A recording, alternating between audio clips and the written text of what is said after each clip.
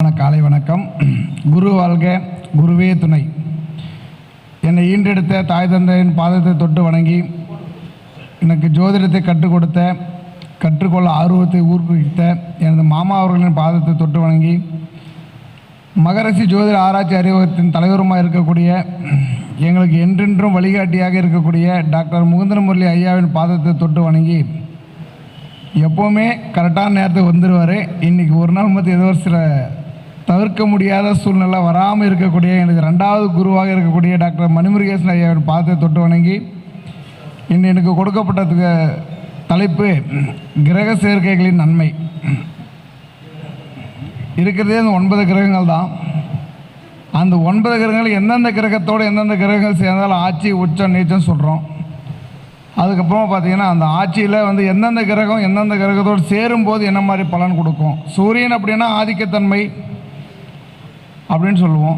சந்திரன் அப்படின்னா எப்பவுமே தாய் போன்ற ஒரு நன்மை கொண்டதை சொல்லுவோம். செவ்வாய்னா கோபக்காரன், புதன்னா புத்தி இருக்கிறவன் அப்படின்னு சொல்லுவோம். குரு பகவானா எப்பவுமே போதனைகள் இருக்க ஒழுக்கத்தை கொடுக்குறோன்னு சொல்கிறோம். சுக்கிர பகவானா எப்பவுமே அழகாக இருப்பாங்க, அற்புதமாக இருப்பாங்க, நிறைய பார்த்திங்கன்னா அழகழகான விஷயத்துங்களை உருவாக்கி தருவாங்கன்னு சொல்லுவோம். சனி பகவானா மந்தக்காரகன் அப்படின்னு சொல்லுவோம். ராகு கேதுனா எந்த கிரகத்தோடு சேருதோ அதோடைய பலனை சேர்த்து கொடுப்போம் அப்படின்னு நம்ம சொல்லுவோம்.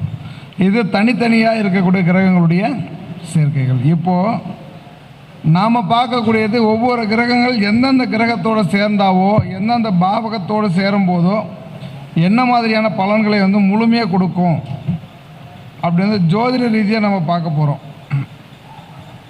அப்போது முதல்ல பார்க்கக்கூடிய கிரகங்கள் என்னென்னா சூரியன்.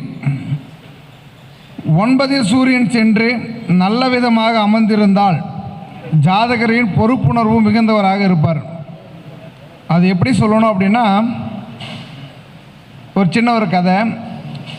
நம்ம கிருபானந்த வாரியார் கூட ஒரு சீடர் ஒருத்தர் கேட்குறாரு, சுவாமி சைவன்னா எப்படி இருப்பாங்க, அசைவன்னா எப்படி இருப்பாங்க அப்படின்னு அந்த சீடர் கிருபானந்த வாரியார்கிட்ட கேட்குறாரு. சரி, அவர் கேட்குற கேள்வி பதில் சொல்லணும் இல்லையா குருநாதர்ன்றதுனால. அவர் சொல்கிறாரு, ஒருடைய ஆட்டுக்குட்டி இறக்குற சூழ்நிலையில் ஒரு அசைவம் சாப்பிட்றோன்னா இருந்தால் அது இறந்த உடனே நம்ம சாப்பிட்றோம் அப்படின்னா வாயில் எச்சி ஊருண்டா, அப்போ அவனை பார்த்தாவே தெரிஞ்சிடும் அவன் அசைவம் சாப்பிட்றவன் அப்படின்னு. அதே ஒரு ஆட்டுக்குட்டி இறக்குற சூழ்நிலை ஒரு சைவம் சாப்பிட்றவன் பார்க்குறான் அப்படின்னா அதை பார்த்து இறக்கப்படுவான். அவனை பார்த்த உடனே தெரிஞ்சுக்கலாம் அவன் சைவத்தை சாப்பிட்றவன், அவன் அசைவம் சாப்பிட மாட்டான் அப்படின்னு. அதுபோல் இங்கே எத்தனையோ பேர் இந்த ஒளிபரப்பில் பார்த்துட்ருக்கலாம், எத்தனையோ விஷயங்கள் நீங்கள் நோட் பண்ணிகிட்ருக்கலாம். இந்த ஜோதிடம் சம்மந்தப்பட்ட சில விஷயங்கள் நமக்கு தேவை, நம்முடைய கிளைண்ட்டுக்கு இதெல்லாம் நம்ம சொல்லணும் அப்படின்னு நினைக்கிறவங்க சில இன்ஸ் எடுத்து வச்சுப்பாங்க. ஏன்னா நாங்களும் நிறைய விஷயத்தை கலெக்ட் பண்ணி நிறைய குருமார்கள் சொல்கிறத வச்சு நாம் 4 பேருக்கு மேடையில் பேசும்போது அவங்கள நம்மளால் முடிஞ்ச அளவுக்கு அவங்க சில பாயிண்ட்டுகளை சொல்லணும் அப்படின்ற எண்ணத்தோடு தான் நம்ம இந்த ஸ்டேஜ் ஏறி வந்திருக்கிறோம். நாங்களும் உங்களை போல் கீழே உக்காந்து நிறைய பாயிண்ட் எடுத்ததுனால நாங்கள் ஸ்டேஜுக்கு வந்திருக்கிறோம் ஐயாவுடைய தலைமையில். அதுபோல் இந்த கிரக நிலைகள் பார்த்திங்கன்னா அந்த 9ஆம் இடத்தில் சூரியன் சென்று நல்ல விதமாக அமர்ந்திருக்கும் பொழுது ஜாதகர் பொறுப்புணர்வு அதிகமாக இருப்பவராக இருப்பார், தன்னம்பிக்கை கொண்டவராக இருப்பார். எதுலேயுமே அதிகமான ஆர்வம், எந்த விஷயமா இருந்தாலும் முந்திரி கொட்டத்தனமாக நம்ம முன்னாடி இருப்பாங்கன்னு சொல்லுவாங்க இல்லையா. அப்படி 9ல் சூரியன் இருக்கும் பொழுது எந்த விஷயத்தையும் தலைமை தாங்கி செய்யக்கூடிய ஒரு பொறுப்புணர்வு கொண்டவராக அந்த ஜாதகர் அமைஞ்சிருப்பார். ரெண்டாவது, 9 சூரியனோட புதன் சேர்ந்து இருக்கும் பொழுது எந்த விஷயத்தை செய்தாலும் அது முதலாக இருக்க வேண்டும். அதாவது ஒரு ஸ்கூலில் ஒரு இன்ஸ்பெக்ஷன் நடந்துகிட்ருக்குது, ஒரு சிஓடிஓ வராங்க அப்படின்னா நல்லா படிக்கிற பசங்களோட நோட்டு புத்தகத்தை மேலே வைப்பாங்க, கொஞ்சம் சுமாராக படிக்கிற பையனுடைய புத்தகத்தை அடியில் வைப்பாங்க. ஏன்? அந்த ஹேண்ட் ரைட்டிங் நல்லா இருக்குது, அந்த அதிகாரி பார்க்கும்போது மேலே இருக்கிறத மட்டும் பார்த்துட்டு ஓகே இந்த கிளாஸ் பசங்க எல்லாமே நல்லா படிப்பாங்க அப்படின்ற மைண்ட் செட்டுக்கு அவர் வரணும் அப்படிங்கிறதுனால. அதுபோல் இந்த புதனோட சூரியன் சேர்க்கை இருக்கும் பொழுது எந்த விஷயம் செய்தாலும் தலைமை தாங்கி செய்பவராக இருப்பாங்க. அதே மாதிரி எதுவாக நான் தான் முன்னாடி இருக்கணும் அப்படின்ற தலைக்கணம்னு சொல்லுவோம். கர்வம், ஆணவம், எல்லாமே எனக்கு தெரியும், எல்லாமே நான் சாதிக்க முடியும், எல்லா விஷயத்திலும் நான் முன்னாடி தான் இருப்பேன் அப்படின்ற ஒரு ஜாதகர் யாருன்னு பார்த்தீங்கன்னா 9ஆம் இடத்துல சூரியனோட புதன் சேர்க்கை இருக்கும்போது அது போன்ற ஒரு அமைப்பாட்டில் ஏற்படுத்தி கொடுக்கும். அதே 9ல் சூரியனோட சுக்கிரன் சேர்க்கை இருக்கும் பொழுது அவர் எந்த ஒரு விஷயம் செய்தாலும் எந்த விதமான காரியம் செய்தாலும் அவர் எந்த வாழ்க்கையில் எவ்வளோ பெரிய உயர்ந்த பதவி அடைஞ்சாலும் ஏதாச்சும் ஒரு நோய் நொடிகளோடு தான் வாழ்வார். கோடி கோடியாக சொத்து இருக்குதுங்க, கார் இருக்குதுங்க, பங்களா இருக்குதுங்க, ஏப்பா கொஞ்சம் உப்பு கம்மியாக ஒரு கொஞ்சோண்டு கஞ்சி கொடு. இது ஒரு கறி விருந்துக்கு போகிறோம், ஏப்பா இல்லை மட்டன் எனக்கு வேணாம், சுகர் இருக்குது. ஒரு டீ கடைக்கு போகிற தம்பி சுகர் ஆஃப் சுகராக கொடுங்க அப்படின்னு சொல்லுவாங்க. காரணம் என்னென்னா கர்ம வினைகள், அந்த சுக்கரன்றது ஆணவம் கர்வம், இதுக்கு முன்னாடி முன்னோர்கள் நிறைய சேர்த்து வச்சுருப்பாங்க.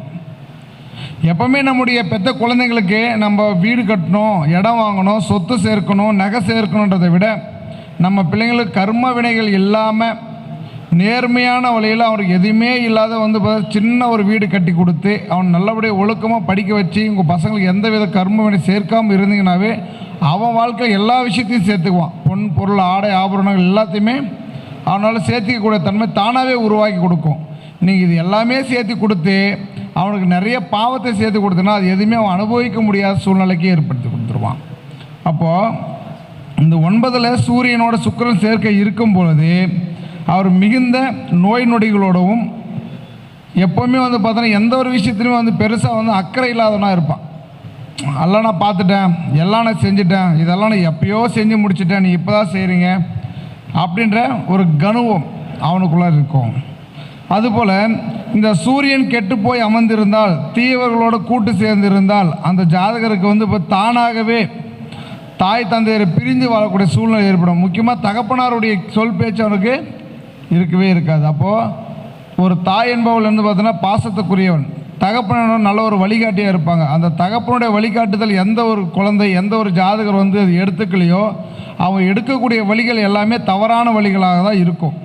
அது அவன் எப்போ உணர்வான் அப்படின்னா அந்த ஜாதகர் ஒரு குழந்தையை பெற்று அந்த குழந்தை அவருடைய பேச்சு எப்போ கேட்காம போகுதோ அப்போவே எங்கள் அப்பா பேச்சு நான் கேட்காத போயிட்டேன், இன்றைக்கி அதனால தான் இவ்வளோ கஷ்டப்பட்டு இருக்கிறேன்டா அப்படின்னு அவருடைய குழந்தைக்கு சொல்லும் பொழுது அவர் உணர்ந்து கொண்டு இருப்பார். இது எல்லாருமே உங்களுடைய வாழ்க்கையில் வந்து பார்த்தீங்கன்னா ரியலாக நடக்கக்கூடிய விஷயந்தான். யார் வந்து தன்னுடைய தகப்பனாருடைய பேச்சை முழுமையான அவர் வந்து படிப்பறிவு இல்லாமல் இருந்தாலும் பகுத்தறிவோடு இது செய்தால் நல்லது இது செய்தால் கெட்டதுன்னு அவர் வந்து முழுமையாக ஆராய்ச்சி செஞ்சு தான் உங்களுக்கு சொல்லுவாங்க. எந்த ஒரு தாய் தகப்பனும் தன்னுடைய குழந்தைகள் கெட்டு போகணும், கெட்ட வழியில் போகணும், கெட்டவங்களோட சேரணுன்ற எண்ணத்தோடு எந்த தகப்பனாரும் இது வரைக்குமே சொன்னதாக சரித்திரமே கிடையாது. அப்படி இந்த 9ஆம் இடத்துல சூரியன் கெட்டு போச்சு அப்படின்னா தகப்பனுடைய வழியில் அவருக்கு எந்த விதமான வந்து அனுகூலமும் ஆதாயமும் இல்லை அப்படின்னா தகப்பனுடைய பேச்சை கேட்காத ஒரு ஜாதகராக இருந்தார் அப்படின்னா அவர் கண்டிப்பாக அவர் கெட்ட வழியில் போய் தான் மாட்டி பெரிய இழப்பை ஏற்படுத்தி கொடுக்கும் அப்படின்ற விஷயத்தை தெளிவாக தெரிஞ்சுக்கோங்க. லக்னாதிபதியும் 9ஆம் இடத்து அதிபதியும் பரிவர்த்தனை நடக்குது, லக்னாதிபதியும் 9ஆம் இடத்து அதிபதி 2 பேருக்கு பரிவர்த்தனை நடக்குது அப்படின்னா அவருடைய இன்னொரு வீட்டில் வந்து பார்த்தோன்னா அது வேற ஒரு வீட்டோடு சேர்ந்து அமர்ந்திருக்கும் போது ஜாதகர் எல்லா விதத்துலையுமே அதிர்ஷ்டம் பெற்றவராக இருப்பார். அவன் சாதாரணமாக நினச்சி போவாங்க, அந்த இடத்துல பார்த்தா அது ஒரு வருமானத்தோடு வருவாங்க. எந்த இடத்துக்கு போனாலும் பேரும் புகழோடு வாழ்வாங்க. நம்ம சொல்லுவோம் ஒரு படம் கூட வந்திருக்கும் 9ல் குரு இருக்குது அப்படின்னு. அதுபோல் லக்னாதிபதியோட 9ஆம் இடத்து அதிபதி சேர்க்கை நடக்கும்போதோ பார்வை பெற்றிருக்கும் போதோ அவர் பேரும் புகழோடு வாழ்வார். ஏன்னா 9ஆம் இடம் தானியாதிபதினு நம்ம சொல்லுவோம். அப்போது அப்பாவுடைய பரிபூர்ணமான ஆசீர்வாதமும் அப்பாவுடைய சொத்தோ அப்பாவுடைய விஷயம் எல்லாமே அந்த குழந்தைங்க நிறையா நடந்துச்சு. அவர் வாழ்க்கையில் எங்கே போனாலும் ஒரு வழிகாட்டுதலோட எங்கே போனாலும் பேரும் புகழோடு வாழக்கூடிய ஜாதகராக அவர் அமைந்து வருவார். 9ஆம் வீட்டில் வந்து குரு அல்லது சுக்கிரன் சேர்ந்து சந்திரன் பார்க்கும் பொழுது 9ஆம் வீட்டில் குருவும் சுக்கிரனும் சேர்ந்து சந்திரன் பார்க்கின்ற பொழுது இல்லை சனியோ ராகுவோ அதில் அமர்ந்திருந்தால் அப்படின்னா அவர் எவ்வளோ பெரிய விஷயத்தை செஞ்சாலும் அவர் எவ்வளோதான் நல்லது செஞ்சாலும் அவர் மேலே ஒரு கெட்ட பேர் அவமானம் வந்தே தீரும். என்னப்பா நீ பெருசாக செஞ்சுட்டேன் என்ன, அவன் வந்து பார்த்தோன்னா ஒவ்வொரு விஷயத்தையும் பார்த்து பார்த்து செஞ்சுருப்பான். நம்மளை நம்பி வந்திருக்கிறாங்க, நம்மளை வந்து பார்க்க வந்திருக்கிறாங்க, நம்மளால் அவங்க ஏதாச்சும் ஒரு நல்லது நடக்கணும் நம்மக்கிட்ட கேட்டிருக்கிறாங்க, அதனால் நம்ம முடிஞ்ச வரையும் அவருக்கு ஏதாச்சும் ஒரு விஷயத்தை செஞ்சு அவங்கள பெரிய ஆளாக கொண்டு வரணும், நமக்கு தெரிஞ்ச எல்லா விஷயமே மறைமுகம் இல்லாமல் அவருக்கு நம்ம சொல்லணும் அப்படின்னு நினைப்பாங்க. ஆனால் அவ்வளோ செஞ்சு கடைசியில் இவ்வளோ தானா, இதெல்லாம் நான் எப்பயோ பார்த்துட்டேன், ஏதோ புதுசாக சொல்லுவேன்னு நினச்சேன் ஆனால் ஒன்றுமே இல்லை அப்படின்னு அவங்கள தட்டி கழித்து கடைசியில் அவர் அவமானப்படுத்தி அனுப்ப வேண்டிய சூழ்நிலை தான் அவருக்கு ஏற்படுத்தி கொடுக்கும். இப்போது 11ஆம் இடத்து அதிபதி 9ஆம் இடத்துல அமரும் பொழுது 10ஆம் இடத்து அதிபதியோட பார்வை பெற்றிருந்தால் ஜாதகர் எந்த இடத்துக்கு போனாலும் சிறப்பு. 11ஆம் இடத்து அதிபதி 10ஆம் இடத்தில் இருந்து 9ஆம் இடத்து அதிபதியுடைய பார்வை பெற்றிருக்கும் பொழுது எது செஞ்சாலும் சிறப்பாக இருக்கும். ஏன்னா அவருக்கு ஆளுமை திறன் அதிகம், தொழில் சம்மந்தம் எங்கே போனாலும் அவருடைய மைண்டு ஃபுல்லாக எப்படி இருக்கும், தொழில் மேலே தான் அக்கறையாக இருக்கும். எந்த வேலை செய்ய பிஸ்னஸ் மைண்டு. ஒரு குண்டூசியை கொடுத்தா கூட அதை விற்று எப்படி பெரிய ஆள் ஆக முடியும் அப்படின்ற ஒரு பிளாஸ்டிக்கை கொடுத்தா கூட அது ஒரு பட்டனாக செஞ்சு அதில் ஒரு பிஸ்னஸ் பண்ண முடியும் அப்படின்ற ஒரு எண்ணம் கொண்டவராக தான் அவர் இருப்பார். அதனால் அவர் நீங்கள் எந்த ஊரில் கொண்டு போய் விட்டாலும் சரி, வாய் உள்ள புள்ள பிழைச்சிக்கும் சொல்லுவாங்க. அது யாருன்னா இந்த அமைப்பு கொண்ட ஜாதகர் தான். அவருக்கு எங்கே போய் செஞ்சாலும் எது செஞ்சாலும் அவர் மைண்டு ஃபுல்லாக பிஸ்னஸ் சம்மந்தப்பட்டதாகவே ஓடிக்கிட்டு இருக்கும். அதே போல் 9ஆம் வீட்டுக்கு அதிபதி 2இல் அமர்ந்திருக்கும் பொழுது ஜாதகருக்கு எந்த இடத்துல எந்த விஷயமான ஒரு குடும்ப வீடு கட்டுறதா இருக்கட்டும், ஒரு வீடு டெக்கரேஷன் பண்ணி கொடுக்குறதா இருக்கட்டும், ஒரு திருமணத்துக்கு டெக்கரேஷன் பண்ணி கொடுக்குறதா இருக்கட்டும், ஒரு கோயில் அமைப்பு ஏற்படுத்தி கொடுக்குறதா இருக்கட்டும், இல்லை சாமிக்கு அலங்காரம் செய்யக்கூடிய விஷயமா இருக்கட்டும், அவர் எது செஞ்சாலும் சிறப்பாக இருக்க காரணம் என்னென்னா அந்த 9ஆம் இடத்து அதிபதி 2இல் உட்காந்து குடும்பஸ்தானத்தை பார்க்கறதுனால. அப்போ அவர் எது செஞ்சாலும் தன்னுடைய குடும்பம் தான் வீட்டுக்கு எப்படி செய்யணும் அப்படின்ட்டு பார்த்து செய்யக்கூடிய ஒரு ஜாதகராக அவர் இருப்பார். அதுபோல் 9ஆம் இடத்து அதிபதி சந்திரனும் சனியும் சேர்க்கை இருக்கும்போது 9இல் சந்திரனுடன் சனி சேர்க்கை நடக்கும் பொழுது சனி பார்வை பெற்றிருந்தாலோ அந்த ஜாதகருக்கு எப்போவுமே துன்பங்கள் நேரிட்டே இருக்கும். எது செஞ்சாலும் ஒரு சந்தோஷமே இருக்காது. எது செஞ்சாலும் ஏதோ ஒரு எப்போ சோகமாக இருக்கிறது, எவ்வளோ சிரிக்கிற இடத்துக்கு போனாலும் சோகமாக இருக்கிறது, ஒரு சோகமாக இருக்கிற போது சுத்தமாக சோகமாக இருக்கிறது. அப்போது அவர் மூஞ்சில் எப்பயுமே ஒரு கலையே இல்லாமல் இருக்கும். என்னடா இந்த மனுஷன் எப்போ பார்த்தாலும் ஒரே மாதிரி சோக நிலையாகவே இருக்கிறான். ஒரு சந்தோஷமாக ஒரு 10 பேர் ஒரு இடத்துக்கு போகிறான்னு வச்சுக்கோங்களேன், அந்த இடத்துலையும் பார்த்தீங்கன்னா அவர் சோகமாகவே இருப்பார். அவர் எந்த விஷயத்துலையுமே அவர் திருப்திப்படுத்தவே முடியாது. அவர் திருப்தியான நிலையாக இருந்தாலும் கூட அவர் அந்த இடத்துல சோகமான நிலையாக தான் இருப்பார். காரணம் அந்த சனி சேர்க்கை சேர்ந்தாச்சுன்னாவே அது மாதிரி ஒரு அமைப்பாற்றல் ஏற்படுத்தி கொடுக்கும். சந்திரனுடன் செவ்வாய் சேர்க்கை நடக்கும்போது, சந்திரனும் செவ்வாயும் சேர்க்கை நடக்கும்போது தன்னுடைய தாயாருக்கு பார்த்தீங்கன்னா விபத்து மேலே விபத்து ஏற்பட்டுகிட்டே இருக்கும். நீங்கள் சில கிளைண்ட்டுக்கிட்ட பார்த்துருப்பீங்க, ஒரு குழந்தை பிறந்த பின்னாடி பார்த்தீங்கன்னா அந்த குழந்தை பிறந்த பிறகு அந்த தாய்க்கு அடிக்கடி திரும்ப திரும்ப திரும்ப திரும்ப திரும்ப ஆரோக்கிய குறைபாடு ஏற்பட்டுகிட்டே இருக்கும்.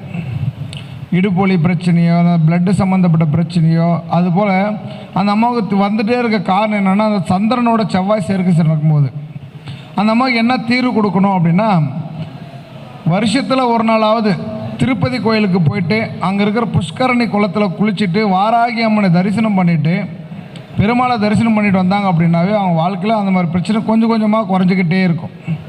ஏன்னா சந்திரனோட ஆதிக்கம் பரிபூர்ணமாக நிறைஞ்ச இடம் நம்ம திருப்பதி பெருமாள் கோயில் சொல்லுவோம். அங்கே போனீங்கன்னா அந்த குளத்தில் குளிக்கணும். அந்த இடமே முழுக்க முழுக்க யாருக்கு சொந்தமான இடம் அப்படின்னு பார்த்தீங்கன்னா அந்த வாராகி அம்மன் லக்ஷ்மிக்கு தான் சொந்தமான இடம். அந்த அம்பாளை வழிபாடு செஞ்சுட்டு பிறகு தான் நம்ம பெருமாளை தரிசனம் பண்ணணும். நாம் போகிறோம், நேராக குளிக்கிறோம், மொட்டையை போடுறோம், நேராக பெருமாளை பார்க்க போயிடுறோம். ஆனால் அந்த இடத்துக்கு சொந்தக்காராக இருக்கிற அந்த வாராகியை நம்ம மறந்துடுறோம். இந்த இடத்துக்கு நம்ம வரணும் அப்படின்னா முதல்ல நம்ம செல்வி ஐயா கிட்ட பர்மிஷன் வாங்கினா தான் நமக்கு வர முடியும். நம்ம செல்வி ஐயா கிட்ட கேட்காம நமக்கு நான் ஃபஸ்ட்டு கேட்டில் யார் சொல்லிவிடுவா, யாருப்பா நீங்கள், உங்களை யாருங்க வர சொன்னது கேள்வி அப்படி தான் கேட்பாங்க. அதனால் இந்த இடத்துக்கு சொந்தன்ற மாதிரி தான் பெருமாள் கோயிலுக்கு போகணுன்னா முதல்ல வாராகி அம்மன் கிட்ட நம்ம பர்மிஷன் வாங்கணும். உன் இடத்துல கட்டியிருக்கிற கோயில் அந்த பெருமாளை தரிசிக்க போகிறோம், நீங்கள் கருணை காட்டுங்க அப்படின்னு அந்த வாராகியை நம்ம வழிபாடு செஞ்சுட்டு போனோம்னா தான் நம்மளுக்கு பரிபூர்ண அனுகிரகம் நமக்கு கிடைக்கும். அதே போல் 3ஆம் இடத்து அதிபதி 9ஆம் இடத்து அதிபதியோடு சேர்க்கை நடக்கும் பொழுது அந்த சகோதர ஸ்தானம் சொல்லுவோம். அந்த 3ஆம் இடம் சகோதர ஸ்தானம் 9ஆம் அதிபதியோடு சேர்க்கும் பொழுது சகோதரால் தேவையில்லாத கெட்ட பேர், அவமானம் எல்லாமே கொடுக்கும். முதல்ல என்ன எங்கே ஆரம்பிக்குன்னா சொத்து விவகாரம் ஆரம்பிச்சிடும். எங்கள் அப்பன் சொத்தில் முக்கால்வாசி எனக்கு தான் சொத்து, ஏன்னா நான் தான் பெரிய பிள்ளை அப்படின்னு ஆரம்பிக்கும். அது இந்த பெண் பிள்ளைகள் பிறந்தாங்கன்னா திருமணத்துக்கு அப்புறம் தான் கோர்ட்டு கச்சேரி எல்லாமே ஏறுவாங்க. காரணம்னா அந்த சொத்து விவகாரத்தில் ஏற்படுதான். அது எந்த ஜாதகர் என்ன கிரகநிலை சேர்க்கை அப்படின்னா அந்த 3ஆம் இடத்து அதிபதியோட 9ஆம் இடத்து அதிபதி சேர்க்கை நடக்கும் பொழுது அது மாதிரியான விஷயங்கள் நடக்கும். அதே போல் 50ஆம் இடத்து அதிபதியும் 9ஆம் இடத்து அதிபதியும் சேர்ந்து நல்ல நிலையில் இருக்கும் பொழுது அவருடைய வாழ்க்கை எப்படி இருக்குன்னா, தன்னுடைய குழந்தை பிறந்த பிறகு 5ஆம் இடம்னா குழந்தை பாக்கியம் இல்லைங்களா, அந்த ஜாதகருக்கு திருமணமாகி குழந்தை பேர் பிறந்த பிறகு தான் வாழ்க்கையே வேறு லெவலில் மாறும். இது வரைக்குமே யாருன்னு தெரியாத இந்த ஒரு நபர் அந்த குழந்தை பிறந்த அந்த யோகத்தை பிறகு இந்த ஊருக்கே அவர் எவ்வளோ பெரிய விஷயத்தை செஞ்சுருக்கிறாங்க, இந்த ஊரில் அவர் யார், அவருடைய மதிப்பு என்ன, அவருடைய மரியாதை என்னன்றது 4 பேருக்கு தெரிய வரும்.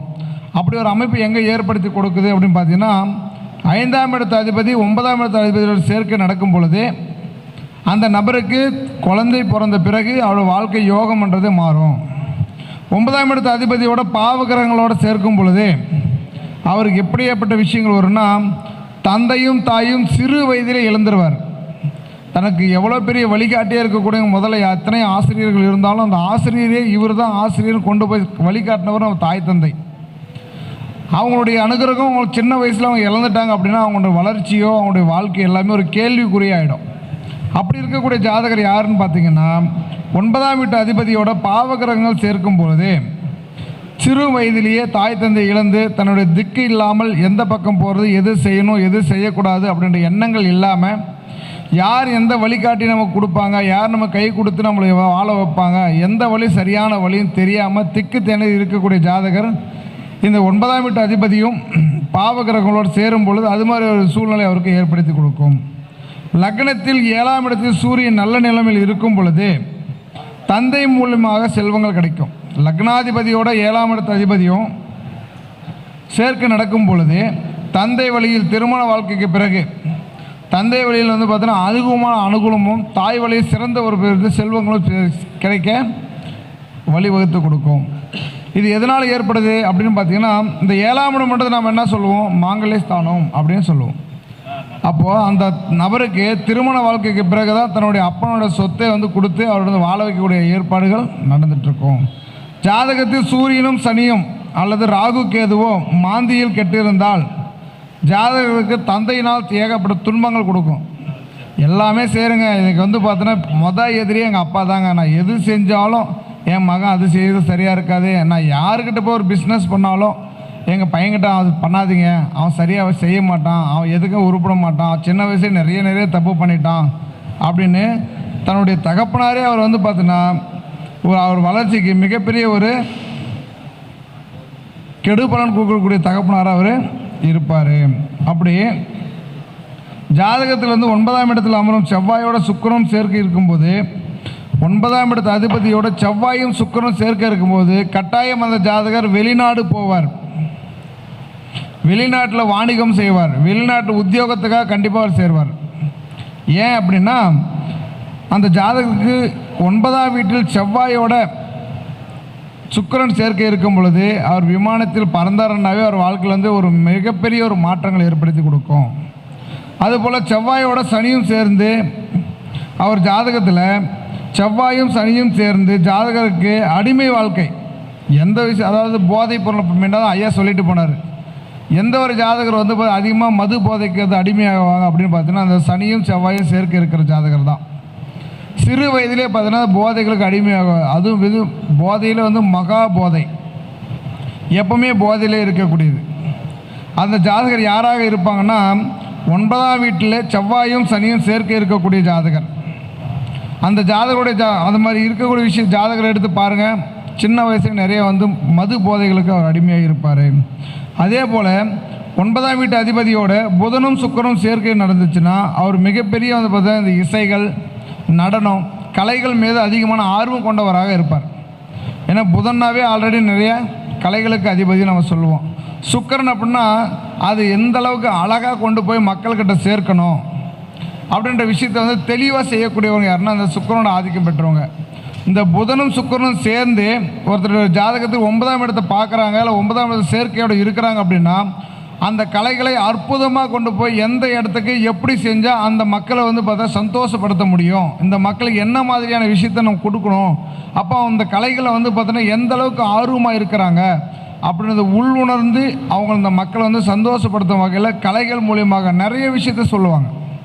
பம்பையாக இருக்கட்டும், அதே மாதிரி நாதஸ்வரமாக இருக்கட்டும், இல்லை பார்த்தீங்கன்னா நிறைய எத்தனையோ கலைகளை, மிருதங்கமாக இருக்கட்டும், அது இசையில் பார்த்தீங்கன்னா மிகப்பெரிய ஒரு ஞானியாக வளர்கிறதுக்கான வாய்ப்புகள் அது அதிகமாக உருப்படுத்தி கொடுக்கும். அதே மாதிரி 9ஆம் இடத்தில் புதனோட குரு சேர்க்கை நடக்கும் பொழுது எப்பவுமே நிறைய நகைச்சுவையாக இருப்பாங்க. எத்தனையோ நகைச்சுவை ஆக்ட்ரஸ் வந்தாலும் கூட நம்ம காமெடியில் இருக்கட்டும், நம்ம வடிவேல் ஐயாவாக இருக்கட்டும், அப்புறம் நாகேஷ் ஐயாவாக இருக்கட்டும், அவங்களாம் பாருங்கள் எத்தனை பேர் வந்தாலும் அவங்க செஞ்ச ஒரு காமெடிக்கு இணையாகாது. ஏன்னா அவங்க ஜாதகத்தை எடுத்து பாருங்கள், அப்படி ஒரு சூழ்நிலை கண்டிப்பாக சேர்க்கையோ பார்வையோ இருக்கும். அப்படி இருந்துச்சுன்னா தான் அதாவது எத்தனை விஷயம் செய்யலாங்க. மற்றவங்களை சிரிக்க வச்சு பார்க்கறதுன்றது மிகப்பெரிய ஒரு கலை, அது எல்லாராலையும் முடிஞ்சிடாது. இந்த புதனோட குரு சேர்க்கை இருக்கிறவங்க மட்டும்தான் அந்த கலையை வந்து சிறப்பான முறையில் செஞ்சு கொடுக்க முடியும். அடுத்தபடியாக பார்த்தீங்கன்னா 9ஆம் இடத்துல சூரியனோட சனி சேர்க்கை நடக்கும் பொழுது தனக்கு வந்து பார்த்திங்கன்னா குழந்தைகள் மீது அதிகமாக பாசப்பற்று உள்ளவராக இருப்பாங்க. எந்த இடத்துக்கு போனாலும் மோசம் மனைவி நல்லா இருக்கா, அம்மா சாப்பிட்டியா அப்படின்னு கேட்க மாட்டாங்க. பையன் சாப்பிட்டானா, பையன் தூங்கினானா, பையன் ஸ்கூலுக்கு போனானா, நல்லபடியாக ஸ்கூல்லேருந்து வீட்டுக்கு வந்துட்டானா அப்படின்னு அவங்க பிள்ளைங்க மீது அதிகமாக அக்கறை கொண்ட ஜாதகர் யாராக இருப்பாங்க அப்படின்னு பார்த்தீங்கன்னா இந்த 9ஆம் இடத்துல சனி பகவானோட சூரியன் சேர்க்கை நடக்கிறவங்க தான். அதே போல் வந்து 9ஆம் இடத்துல சனியும் புதனும் சேர்க்கை நடக்கிறவங்களுக்கு எப்போல்லாம் தன்னம்பிக்கை தன் மீது வந்து பார்த்தா எப்பவுமே நம்பிக்கை உள்ளவராகவும் நல்ல குணமுடைய, நான் செய்கிறது கரெக்டாக இருக்குங்க, எங்கே போனாலும் அடித்து பேசுவார், நான் செஞ்சால் அதை கரெக்டாக இருக்கும், 100% மாற்றம் வராது, தவறு வராது, நான் கரெக்டாக பேசுவேன், நான் கரெக்டாக செஞ்சுருக்கிறேன் அப்படின்னு எங்கேயுமே போல்டாக நிற்கக்கூடிய ஒரு ஜாதகர் யார் இருப்பாங்கன்னு பார்த்தீங்கன்னா இந்த சனியோட சூரியன் சேர்க்கை நடக்கிறவங்க தான். 9ஆம் இடத்துல குரு, 9இல் குரு இருக்கிறவங்க வந்து பார்த்தீங்கன்னா தன்னுடைய சகோதரர் மேலே எதுக்குமே விட்டு கொடுத்தே பேச மாட்டாங்க. அது மனைவி வந்த பிறகாக இருக்கட்டும், இல்லை மனைவி இல்லாத ஒரு பள்ளிக்கூட வாழ்க்கையாக இருக்கட்டும், ஒரு கல்லூரி வாழ்க்கையாக இருக்கட்டும், இல்லை தன்னுடைய சித்தப்பா பெரியப்பா முன்னாடி கூட தன் கூட பிறந்த சகோதரனை வந்து விட்டு கொடுத்து பேச மாட்டாங்க. அவன் செய்து கரெக்டாக தான் இருக்கும், அவன் தப்பே செஞ்சுருந்தாலும் கூட தன் சகோதரனை எந்த வகையிலுமே விட்டு கொடுத்து பேசாத ஜாதகர் யாருன்னு பார்த்தீங்க அப்படின்னா இந்த 9ஆம் இடத்துல குரு இருக்கிற ஜாதகருக்கு அது மாதிரியான சூழ்நிலைகள் ஏற்படுத்தி கொடுக்கும். 9இல் குருவோட சந்திரனும் செவ்வாய் பார்வை பெற்றிருந்தால், 9ஆம் இடத்துல குருவும் செவ்வாயும் சேர்ந்து சந்திரனுடைய பார்வை பெற்றிருந்தால் அவர் கண்டிப்பாக நாட்டை காக்கக்கூடிய இராணுவ வீரராக தான் இருப்பார். நாட்டை காக்கக்கூடிய இராணுவ வீரராக இருப்பார். அதாவது விருச்சிக ராசி நம்ம சொல்லுவோம், லக்னத்துக்கு 9ஆம் இடம்ன்றது நம்ம எடுத்துக்கிட்டோம் அப்படின்னா அந்த விருச்சிக ராசிக்காரங்க. அப்போது அந்த இராணுவ வீரர் எப்படி இருக்கணும், எடுத்து சுடுனா சுட்டுருவார், அடினா அடிச்சிருவார். ஏன்னா செவ்வாயினாவே வீரியம் தைரியம் அதிகம் இல்லைங்களா. அப்போ அந்த செவ்வாயோட சந்திரன் சேர்க்கை இருக்கும் பொழுது பாசத்துக்கு அவர் அடிமையாக மாட்டார். ஏன் அப்படின்னா குரு சேர்ந்து இருக்கிறதுனால சொல்கிற வேலையை சரியான முறையில் சரியான நேரத்தில் சரியாக செஞ்சு முடிக்கணும் அப்படின்ற எண்ணங்கள் கொண்டவங்க யார் இருப்பாங்கன்னா குருவோட செவ்வாய் சேர்ந்து சந்திரன் பார்க்கும் பொழுது அவர் வாழ்க்கையில் எது செய்யணுமோ சரியாக அந்த நேரத்தில் சரியான நேரத்தில் செஞ்சு முடிச்சுட்டு தான் அடுத்த வேலை செய்வார். இந்த 9 மணிக்கு வரேன் அப்படின்னு சொல்லிட்டு நான் 11 மணிக்கு வர்றது அப்படின்ற சுச்சுவேஷனுக்கு டைமிங் பஞ்சுவாலிட்டி யார் பார்ப்பாங்க அப்படின்னா குருவும் சந்திரனும் சேர்ந்து செவ்வாயோட பார்வை இருக்கிறவங்களுக்கு கண்டிப்பாக அந்த மாதிரி சூழ்நிலை ஏற்படுத்தி கொடுக்கும்.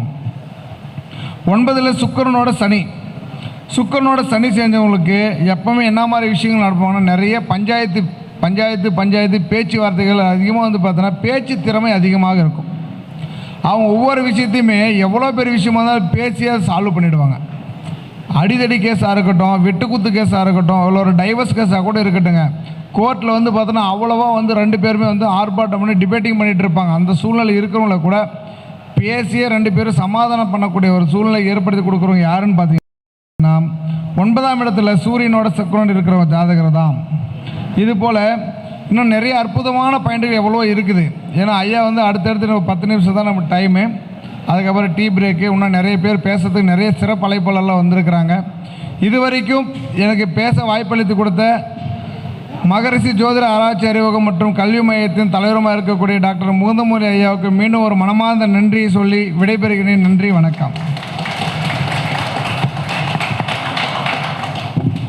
மிக சிறப்பான முறையில் கிரக சேர்க்கையினுடைய அறையில் வடிவமைத்து சிறப்பான முறையில் சிறப்புரையாற்றிய நம்முடைய மகரிஷி ஜோதிட ஆராய்ச்சி அறியத்துடைய நிர்வாக குழு பொறுப்பாளராக இருக்கக்கூடிய நம்முடைய வெங்கடேஷ் ஐயா அவர்களுக்கு இப்பொழுது பொன்னாடை போற்றி சிறப்பு செய்ய இருக்கின்றது. உங்களுடைய உற்சாகமான கைத்தட்டலோடு